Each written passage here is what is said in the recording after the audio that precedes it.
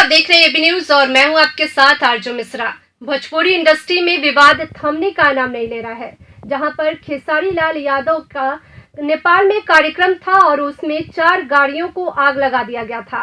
उसी को लेकर के खेसारी लाल यादव लाइव आए थे। आइए दिखाते हैं आपको इस वीडियो में। भोजपुरी इंडस्ट्री में विवाद थमने का नाम नहीं ले रहा है। अभी हाल ही में पवन सिंह और खेसारी लाल यादव का विवाद हुआ था। खेसारी पहले भी भोजपुरी इंडस्ट्री पर यह आरोप लगा चुके हैं कि उनके साथ भेदभाव होता है और उन्हें आत्महत्या के लिए उस्काया जाता है।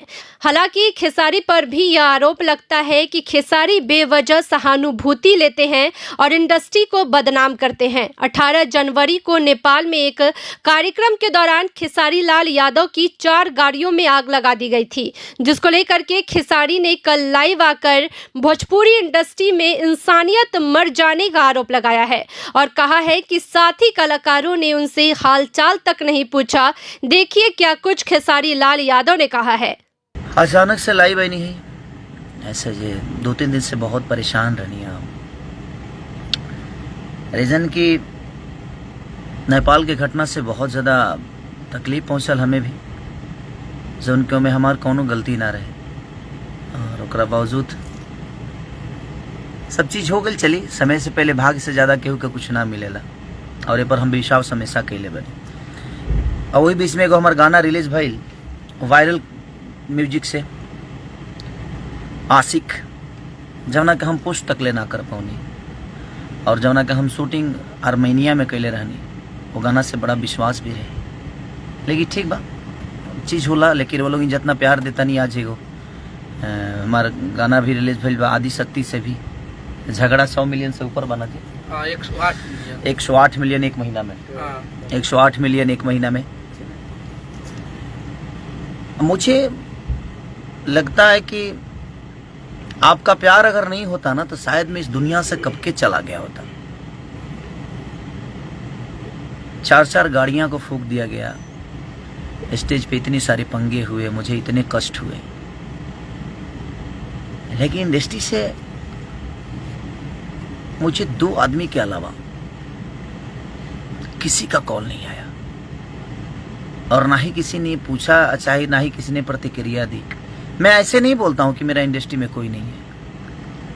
देखिए प्रोफेशनली इंसान को एक दूसरे से द्वेष रहता है, मैं समझता हूं इस बातों को कि चलो यार प्रोफेशन में हर आदमी एक दूसरे का दुश्मन होता है कि नहीं यार मुझे आगे रहना है, मुझे आगे रहना है। वो ज़रूरी भी है कि आपको कंपटीशन एक दूसरे को देना है तो भाई वो कंपटीटर के हिसाब से। लेकिन मुझे नहीं पता था कि हमारे भोजपुरी इंडस्ट्री की इंसानियत तक मर गई है।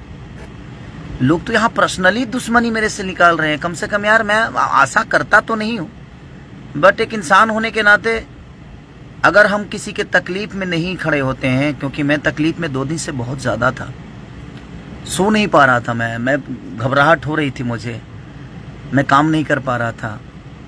आज आया हूँ काम करने, तो सो नहीं पा रहा था आदमी और तकलीफ हो रही थी कि नहीं यार मेरे वजह से उस जनता को तकलीफ हुआ, जब मैं उसमें जनता का भी कोई दोष नहीं है, उसमें सरकार का भी मैं दोष नहीं बोलूँगा, वहाँ के प्रशासन को भी दोष नहीं बोलूँगा। ये ऑर्गेनाइज़र के वजह से सारी चीज़ें हुई। अगर वो पहले से पता हो जाता तो शायद आदमी जाकर भी वहाँ बोल देता कि भाई हम लोग स्टेज पे नहीं आ पाएंगे क्योंकि प्रशासन का पंगा है, कोविड की वजह से चीज़ें। बट ठीक है, वो चीज़ें हुई, ये सबके साथ भी हो सकता है, किसी के साथ भी हो सकता है, वो सिचुएशन है, हो जाता है।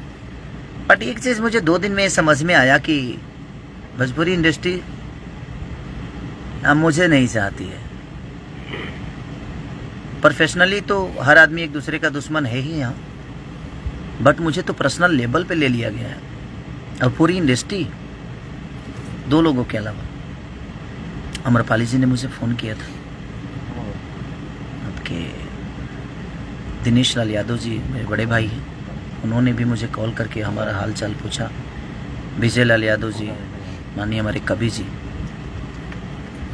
1-2 प्रोड्यूसर जो थे मेरे जो अपने हैं, उन्होंने भी मैसेज किया। बट उसके अलावा मुझे किसी ने एक मैसेज तक नहीं किया कि यार तुम ठीक हो कि नहीं हो।